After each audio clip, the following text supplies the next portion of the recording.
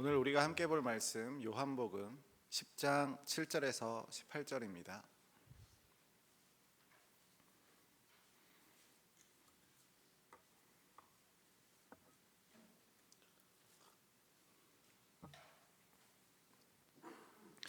요한복음 10장 7절에서 18절 말씀 교독하시겠습니다. 그러므로 예수께서 다시 이르시되 내가 진실로 진실로 너희에게 말하노니 나는 양의 문이라.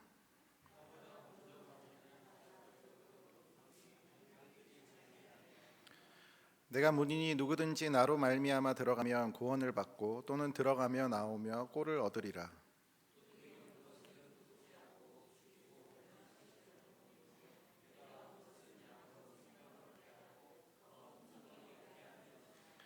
나는 선한 목자라. 선한 목자는 양들을 위하여 목숨을 버리거니와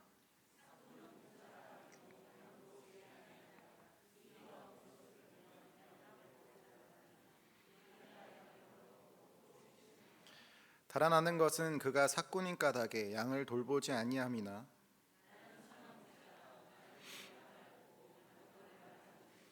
아버지께서 나를 아시고 내가 아버지를 아는 것 같으니 나는 양을 위하여 목숨을 버리노라.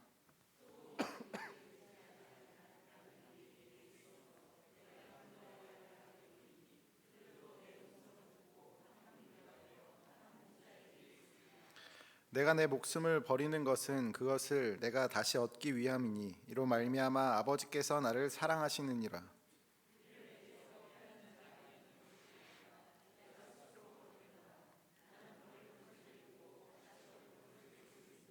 이 계명은 내 아버지에게서 받았노라 하시니라. 아멘. 수요예배에 오신 모든 성도님들 환영하고 축복합니다. 선한 목자 하면 어떤 이미지가 떠오르십니까? 선한 목자. 여러 가지 이미지가 있을 수 있겠지만 아마 대표적으로 흰 옷에 빨간색을 두르는, 그리고 한 손에는 지팡이를 잡고 어린 양을 안고 있는 모습을 상상할 수 있겠습니다. 혹시 화면 준비됐을까요? 네. 그런 이미지가 우리가 떠오르겠죠. 우리가 생각하는 선한 목자상은 아마도 시편 23편의 말씀을 떠올리면서 정의하지 않을까 싶습니다. 여호와는 나의 목자시니 내게 부족함이 없으리로다. 시편 23편 1절의 말씀이죠. 아마 이 말씀은 누구나 다 좋아하는 말씀이자 크리스천이라면 거의 모두가 외우고 있는 말씀일 겁니다. 여호와가 나의 목자가 되신다라는 사실은 우리의 마음이 어려울 때 우리 마음 가운데 평강을 주고, 때로는 우리가 힘들고 고난 가운데 지쳐 있을 때 위로를 주는 말씀이죠. 선한 목자는 어떤 목자라고 이야기합니까? 푸른 풀밭으로 인도하는 목자, 쉴 만한 물가로 인도하는 목자, 사망의 음침한 골짜기를 다닐지라도 그곳에서 우리를 건져내시는 목자. 그래서 우리는 우리의 목자 되신 하나님, 예수님을 생각할 때 너무나 기분이 좋기 때문에 시편 23편의 말씀을 많이 좋아합니다. 예수님은 오늘 요한복음 10장에서 자신을 두고 선한 목자다라고 이야기하십니다. 오늘 요한복음 10장에서 말하는 선한 목자는 과연 어떠한 모습이고, 예수님이 선한 목자인 것이 오늘 나와 무슨 상관이 있는지 한번 살펴보고자 합니다. 예수님 시대 때, 그러니까 1세기에 이스라엘 사람들은 우리가 흔히 반려견, 반려묘와 함께 하듯이 양을 키웠습니다. 대부분 유대인의 가정은 양을 다 키웠습니다. 부유하면 많은 양을 키웠겠지만 대부분 적은 수의 양을 키웠습니다.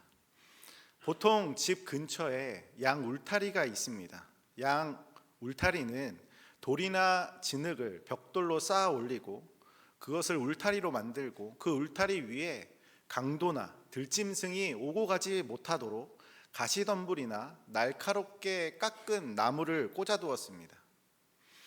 울타리의 문은 딱 하나만 만들었는데 그것도 아주 좁게 만들어서 양 한두 마리가 겨우 들어갈 정도로 작은 문을 만들었습니다. 적은 수의 양을 기르더라도 울타리가 필요하고 또 양을 지키는 목자도 필요했습니다. 집에 강아지나 고양이가 있으면 때가 되면 밥을 챙겨줘야 되죠. 배변한 것도 치워야 하고, 그런 것처럼 적은 수의 양이 있더라도 양을 돌볼 목자가 필요했습니다. 그런데 형편이 안 되거나 목자를 고용할 형편이 안 되는 경우, 가장 많이 들어가는 건 인건비겠죠. 그래서 돈이 없으니까 여러 가정이 한 목자를 세워 마을의 양을 돌보겠습니다. 공동체적으로 양을 키워냈던 거죠. 아침이 되면 양들을 데리고 들판으로 나가고, 그래서 풀을 먹이고 물을 마시게 하고, 밤이 되면 목자는 양들을 울타리 안으로 인도하는 일을 했습니다. 이런 목자는 무료로 자원봉사하는 것이 아니라 돈을 받고 일하는 고용직이었습니다. 그러니까 돈을 받고 일하는 목자가 오늘 성경에서 말하는 사꾼 목자인 거죠. 흔히 우리가 생각하는 사꾼 목자의 이미지는 어떤가요? 눈이 날카롭게 되어 있고 돈만 밝히고 마치 악덕 사장과 같은 느낌이거나 돈만 밝히는 목자의 이미지가 우리가 알고 있는 사꾼의 이미지입니다. 양한테는 전혀 관심이 없는 듯한 목자이죠. 그저 양을 돈벌이 수단으로만 본다는 거예요. 어느 정도 맞는 말일 수 있습니다. 삭을 받는 목자에게 양치기는 업이니까, 일이니까 그렇겠죠. 그런데 생각해 볼 것은, 여러분, 직업 정신이 없는 사람은 그 업을 유지할 수가 없습니다. 돈을 받고 일하는 목자도 당연히 일을 잘해야겠죠. 일을 게을리 해서는 그 직종을 계속해서 유지할 수가 없습니다. 다시 말해, 양을 잘 돌보고 양을 잘 케어해야지 이 일을 계속할 수가 있는 겁니다. 양을 돌보는 일을 게을리하는 목자는 없습니다. 이 목자라는 직업은 생각보다 쉬운 일이 아닙니다. 왜냐하면 양을 지키는 일은 밤낮이 없고, 특히 양을 노리는 동물이나 도둑이 있었기 때문에 많은 위협이 있었습니다. 요한복음 10장 1절과 2절에서는 예수님은 목자와 강도에 대해서 설명하십니다. 우리 함께 읽어볼까요? 시작. 내가 진실로 진실로 너희에게 이르노니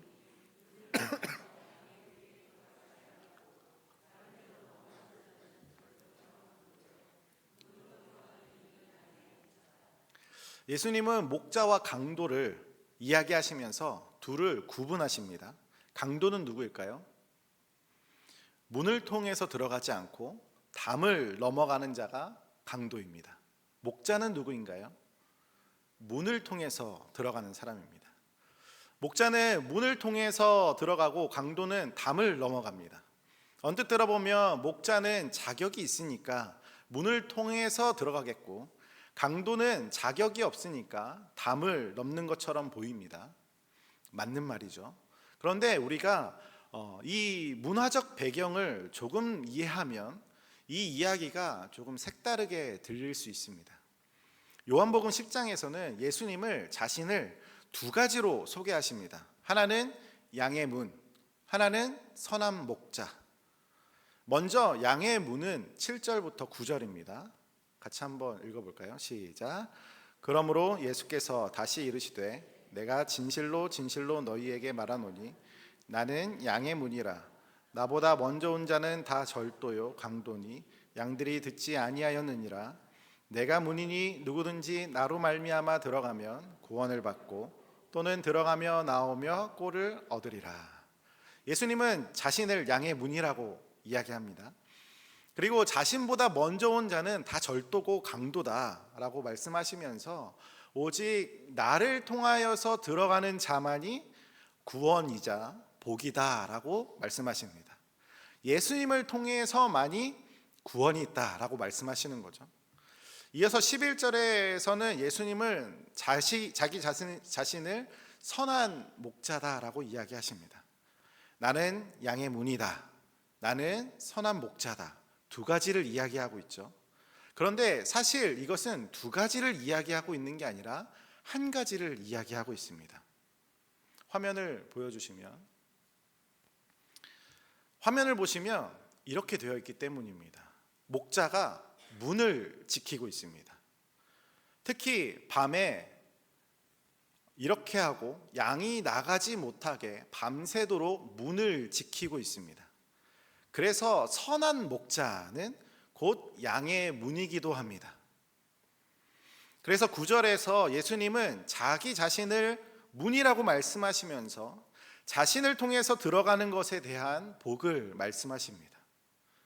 양은 선한 목자가 지키고 있는 양의 문을 통해서 우리 안으로 들어가고 또 목자를 통해서 양의 문을 통해서 밖으로 나오게 됩니다.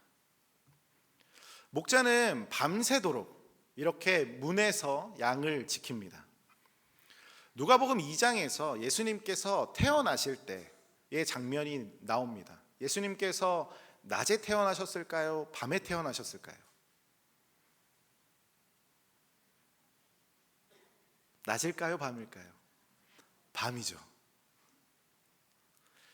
베들레헴에서 태어나셨습니다. 베들레헴은 작은 동네죠. 그 작은 동네에도 양을 지키는 목자가 있었습니다. 누가복음 2장 7절에서부터 9절을 보면 이때 강보를 싸서 구유에 누웠는데 여관에 있을 곳이 없습니다. 빈방이 있습니까? 빈방 없습니다. 우리 알고 있죠. 8절에 보면 그 지역의 목자들이 밤에 밖에서 양떼를 지키고 있었다라고 이야기하죠. 아마도 이 목자들은 돈을 받고 일하는 사꾼 목자였을 가능성이 크겠죠. 그들은 밤중에 일하다가 갑자기 천사가 나타나고 영광의 빛이 비치니까 깜짝 놀랍니다. 이런 배경에서 우리가 목자를 이해할 수 있어요. 밤에도 일하는 목자. 돈을 받고 일하는 목자에게 있어서 가장 큰 두려움, 가장 큰 문제는 무엇이었을까요? 바로 도둑과 그리고 들짐승입니다. 특히나 그 중에서 짐승이 양을 노리는 것이 가장 크게 두려웠을 것 같습니다. 당시 주변에는 사자, 곰, 표범, 이리는 늑대입니다. 이런 맹수들이 양들을 노렸습니다. 구약에서도 목자와 양에게 이러한 위협이 있다라는 것을 보여주는 이야기가 있습니다. 다윗과 골리앗 아시죠? 이스라엘이 블레셋과 전쟁하고 있을 때 블레셋의 장군 골리앗이 이스라엘 진영을 향해서 하나님이 어딨냐고, 너희 하나님이 있으면 나와보라고, 나랑 1대1로 해서 내가 이기면 우리가 이기는 거고 너희가 이기면 너희가 이기는 거다라고 이야기하면서 막 조롱하기 시작합니다. 그때 심부름 나온 다윗이 그 이야기를 듣고 열이 받습니다. 당시 다윗의 나이가 중학교 2학년, 많으면 중3입니다. 지금 이 중학교 2학년 다윗이 열이 받는 거예요. 북한이 왜 우리나라를 쳐들어오지 못하죠? 네, 중의가 있기 때문입니다. 왜 이스라엘이 골리앗과 전투에서 이길 수 있었을까요? 중의가 있었기 때문입니다. 이 다윗은 열이 받아서 이 사람 저 사람 붙들고 내가 가서 싸워내겠다라고 이야기합니다. 막 이 중의가 난리를 피우니까 감당하지 못하는 거예요. 그 소식이 사울 왕에게까지 들어갑니다. 어디 한번 데리고 와봐라. 여러분, 중의가 얼마나 무서운 존재냐면 왕에게 나갔는데 왕에게 떳떳하게 이야기합니다. 제가 나가서 싸우겠습니다. 저 골리앗 아무것도 아닙니다. 왜 다들 쫄아 계신가요? 제가 나가겠습니다. 여러분, 중의가 이렇게 무섭습니다.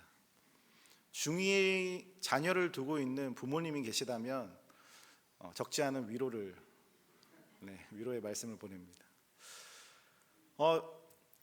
이 다윗이 사울 왕에게 자기가 나가서 싸우겠다라고 이야기할 때 어떻게 이야기했냐면, 내가 우리 집에 양들을 지키는데 갑자기 사자나 곰이 와서 이 양을 데려가며 내가 그 사자나 곰을 쫓아가서 양을 그 입속에서 빼내었다. 혹시나 사자나 곰이 나를 공격하면 내가 그것의 수염을 잡고 내가 그것을 무찔렀다라고 이야기합니다. 다들 한 번씩 사자나 곰 잡아보신 적 있으시죠? 네. 중2는 가능합니다. 사자의 수염을 잡고 그것을 쓰러뜨립니다.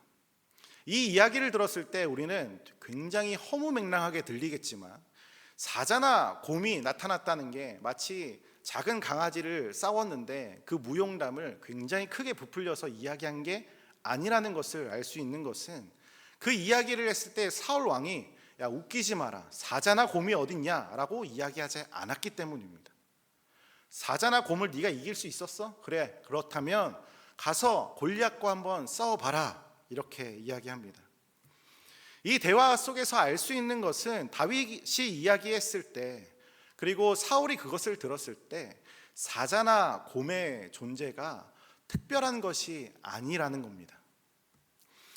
이 목자와 양에게는 사자와 곰, 표범과 늑대와 같은 실제적인 위협이 존재했습니다. 이런 배경에서 평화의 나라가 어떤 나라인지, 이스라엘이 생각하는 평화의 나라는 이런 나라다라고 소개하는 말씀도 있습니다.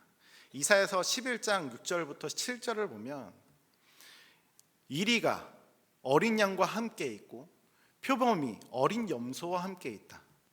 어린 사자를 어린 아이가 이끌고 다닌다. 암소와 곰이 함께 있다. 그 당시에 사자, 표범, 이리를 만나는 게 정말 동물원에 가서만 보는 게 아닙니다. 지금 오늘날에도 캐나다 같은 곳에 가면은 밤중에 그룹을 지어서 8명 이상이 아니면 밤에 다니지 못하게 합니다. 왜냐하면 곰을 만날 수 있기 때문입니다.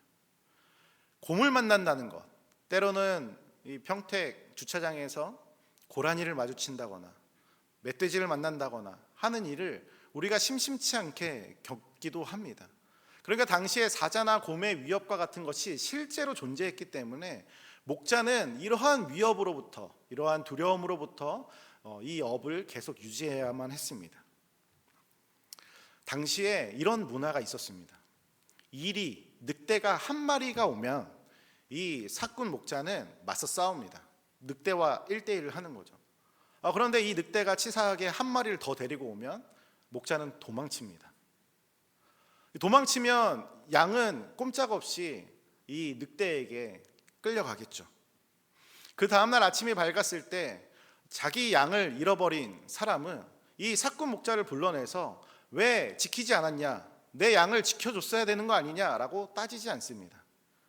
그 당시의 문화는 그럴 수도 있지, 어쩔 수 없는 일이야 라고 생각했습니다.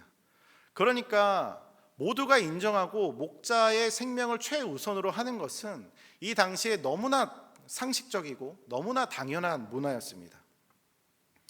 그러니까 사꾼 목자는 우리가 생각할 때 흔히 생각하는 나쁜 목자는 아닙니다. 사꾼은 단순히 돈을 받고 일하는 고용직일 뿐이다. 정해진 임무를 수행하는 인물일 뿐입니다. 사꾼 목자가 이리가 때로 오는 것을 보면 어떻게 해야 할까요? 도망가야 합니다. 돈이 자기 목숨보다 중요하지 않기 때문이죠. 심지어 이 양은 자기 소유도 아닌데 양을 넘기면 넘겼지 목숨을 걸어서까지 양을 지켜줄 의무는 없습니다. 누구도 도망한다고 해서 직업정신이 없다라고 말하지 않습니다. 예수님도 이런 문화 가운데서 지금 이야기하고 계십니다. 사꾼은 그렇다. 사꾼은 원래 그렇다라고 이야기하십니다. 우리 요한복음 10장 12절 13절 함께 읽겠습니다. 시작. 사꾼은 목자가 아니요 양도 제 양이 아니라.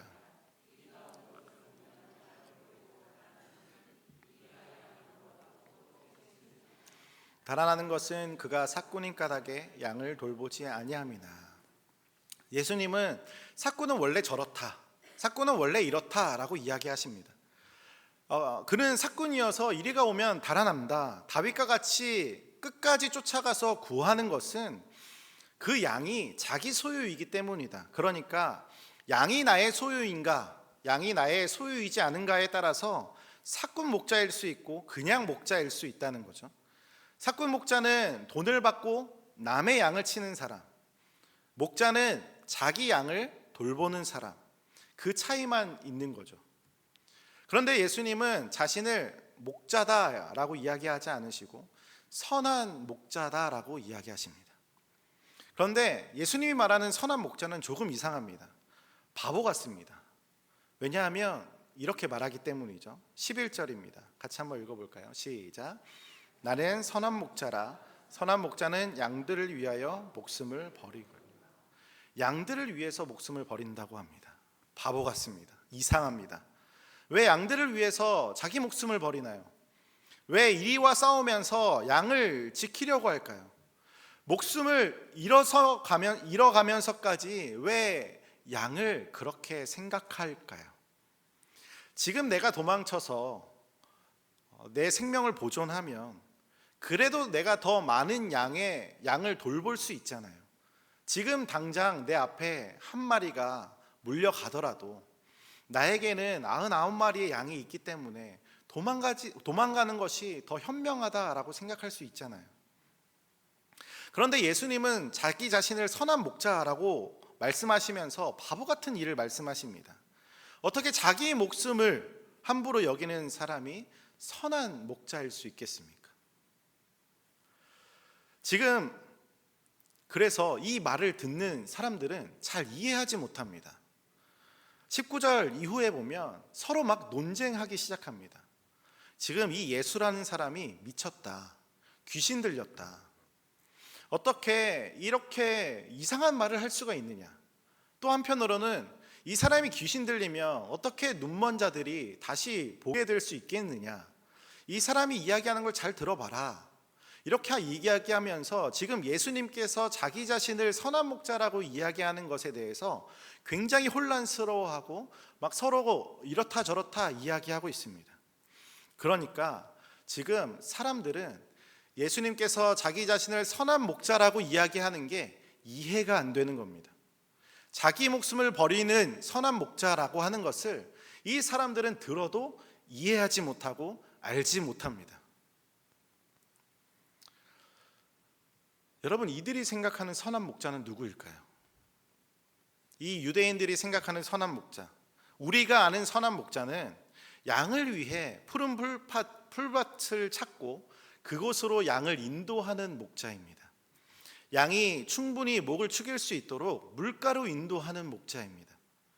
이동하거나 쉴 때 혹시나 무리에서 이탈해서 길을 잃은 양이 있는지 없는지 계속해서 확인하는 것이 선한 목자입니다. 선한 목자는 양 한 마리 한 마리의 이름을 잘 알고 양의 이름을 불러줍니다.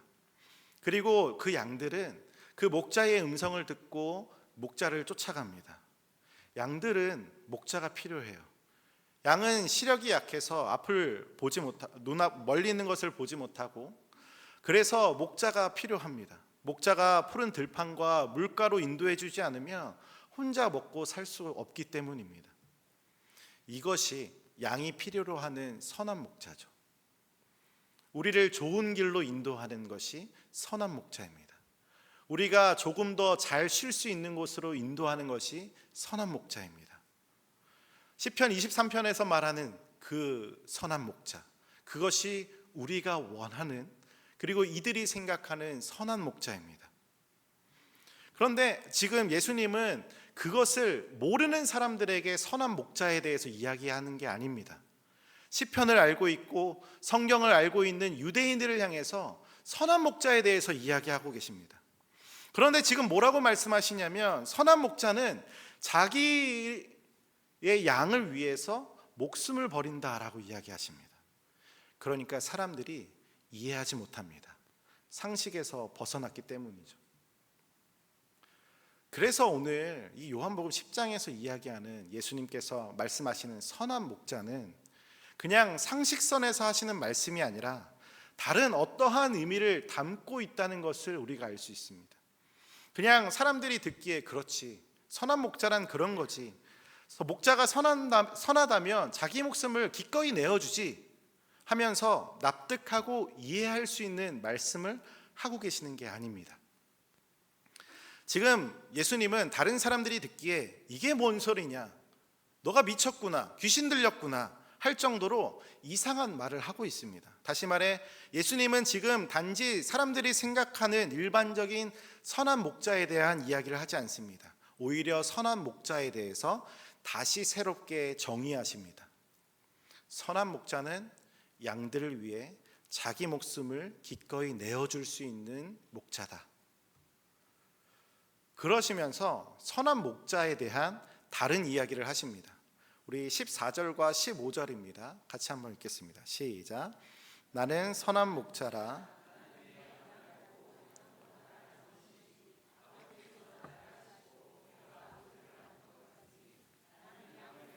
목숨을 버리노라. 예수님께서 자기 자신을 선한 목자라고 이야기하시면서 15절 마지막에 나는 양을 위해서 목숨을 버린다라고 말씀하십니다.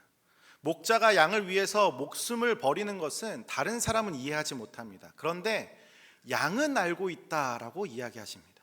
14절에서 나는 내 양을 알고 있다. 양도 나를 알고 있다. 그 아는 것은 아버지께서 나를 아시고 내가 아버지를 아는 것과 같다. 하나님이 예수님을 아시고 예수님이 하나님을 아는 것과 같이 양과 목자는 서로를 잘 이해한다라고 말합니다. 아버지와 예수님은 서로를 너무 잘 아시죠. 그분은 아버지와 독생자 예수님은 태초부터 함께 계셨고 함께 일하셨기 때문입니다. 그리고 본질적으로 한 하나님이시기 때문이죠. 우리가 쉽게 이해하지 못하는 부분이지만 그렇습니다. 하나님이 예수님을 잘 아시듯이 예수님도 하나님을 잘 아십니다. 서로 모르는 게 없습니다. 그만큼 아주 가까운 존재이고 가족이 서로를 너무나 잘 알듯이 부부가 서로를 잘 알듯이 서로를 너무나 잘 이해하고 계십니다. 그리고 하나님은 예수님께서 왜 목숨을 버리시는지까지 아세요. 예수님도 자신이 왜 양을 위해서 죽어야 하는지 아십니다. 요한복음 10장 17절 18절 같이 한번 읽어볼까요? 시작.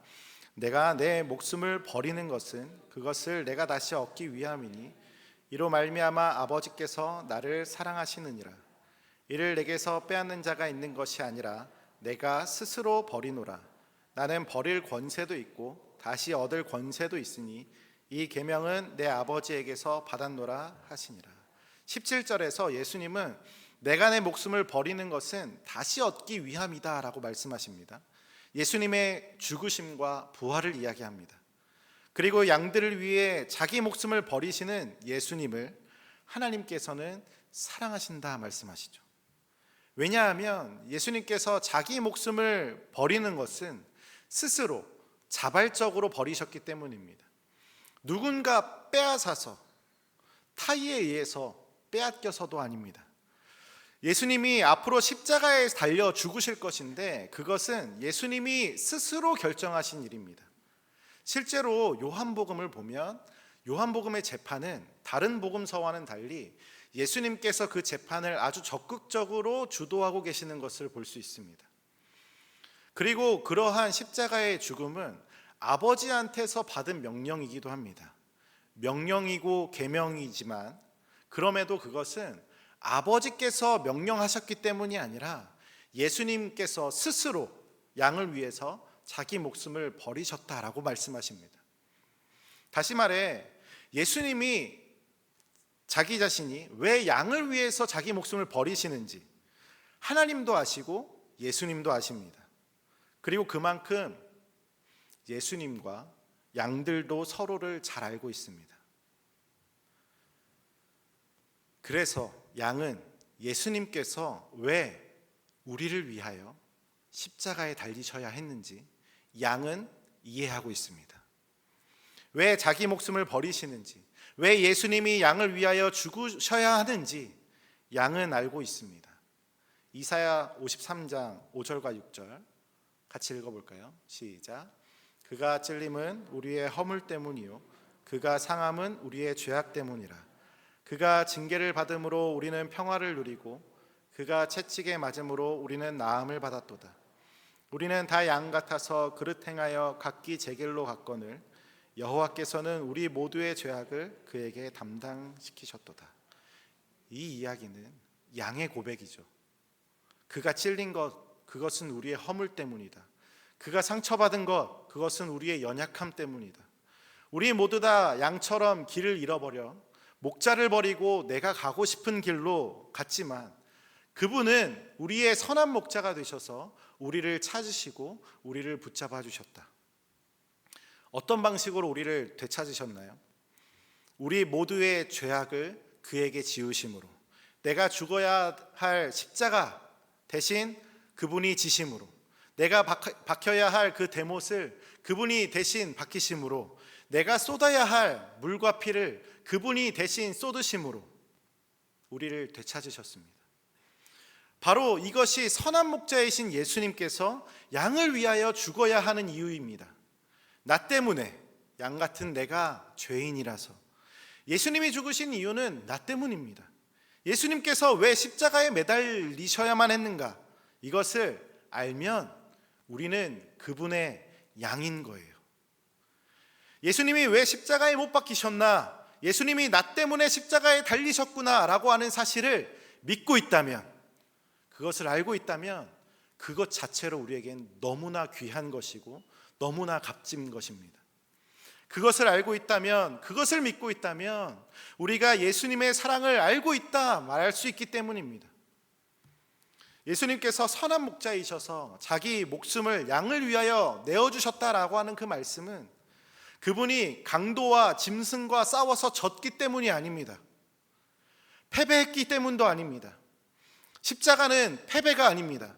십자가는 하나님이 세상을 이처럼 사랑하사 독생자 예수를 우리에게 주신 사랑의 계획이자 사랑의 말씀이시죠. 이것을 믿는 자에게는 구원이 있고 그분을 통하여 우리가 복된 삶을 누릴 수 있습니다. 선한 목자를 아는 것 자체가 우리에게 복입니다.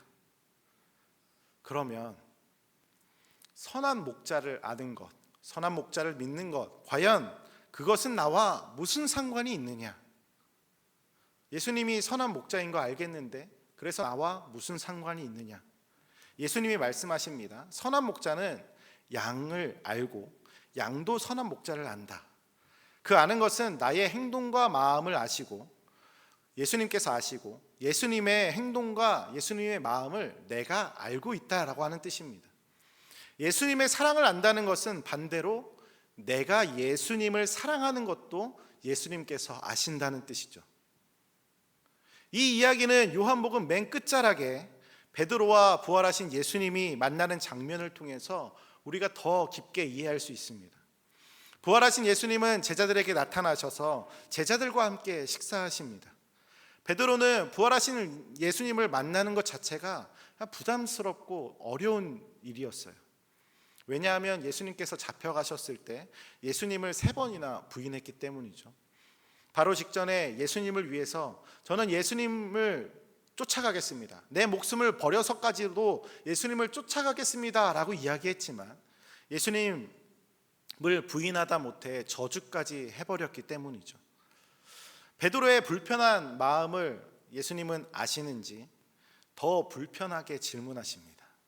요한복음 21장 15절 같이 한번 읽어볼까요? 같이 읽겠습니다. 시작. 그들이 조반 먹은 후에 예수께서 시몬 베드로에게 이르시되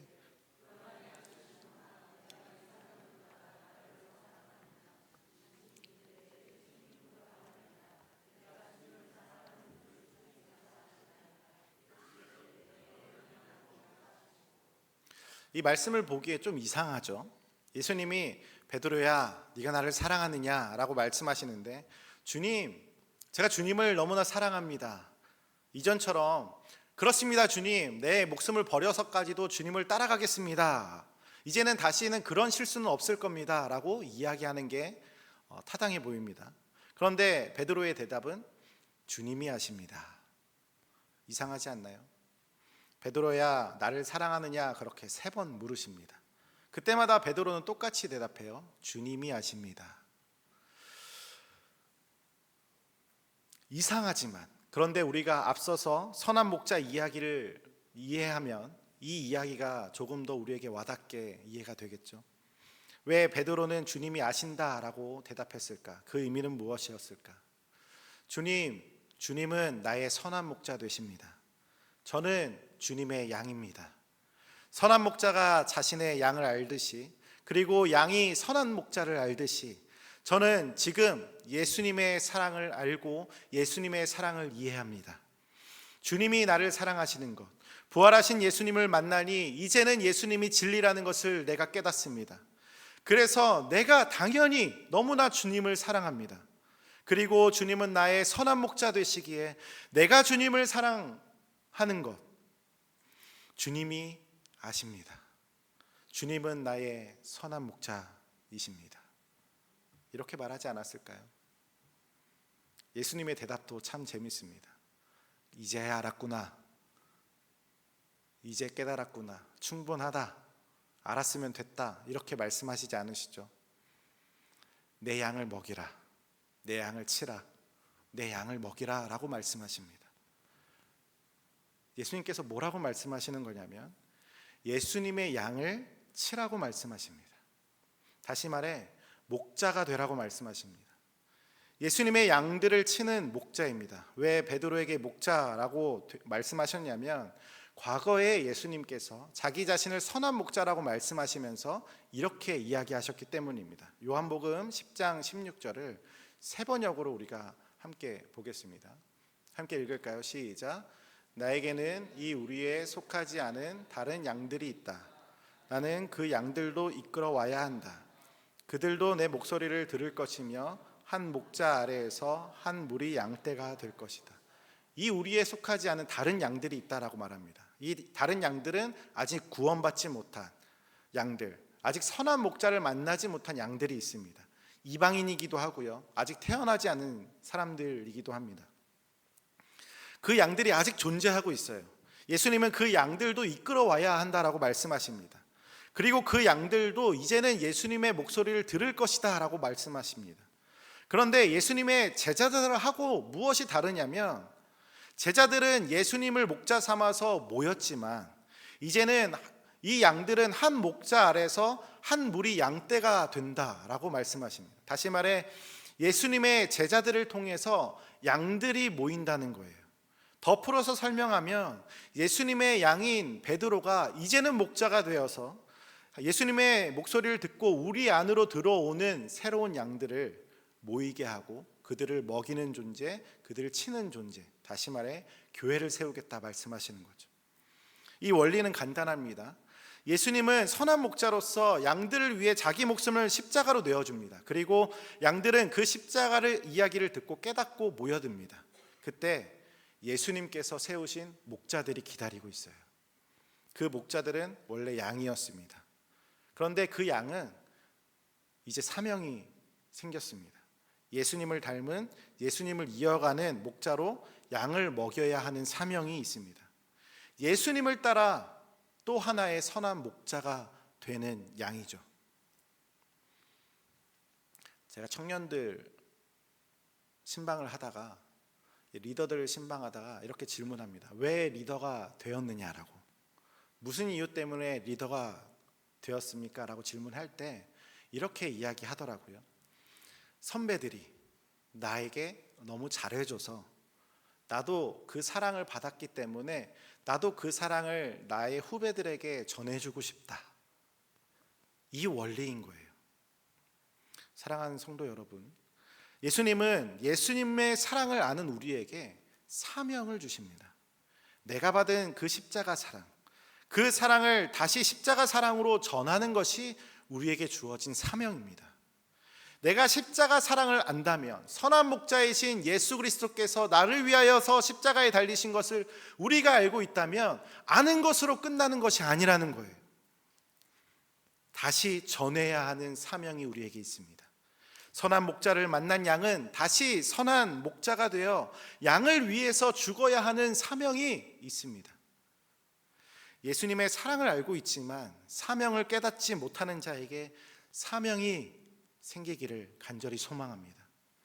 사명은 알고 있지만 나 자신이 연약하고 부족하여서 사명을 감당하다 못해 낙심하고 좌절하고 쓰러져 있다면 우리를 다시 일으키는 그 십자가 부활의 능력이 부어지기를 소망합니다.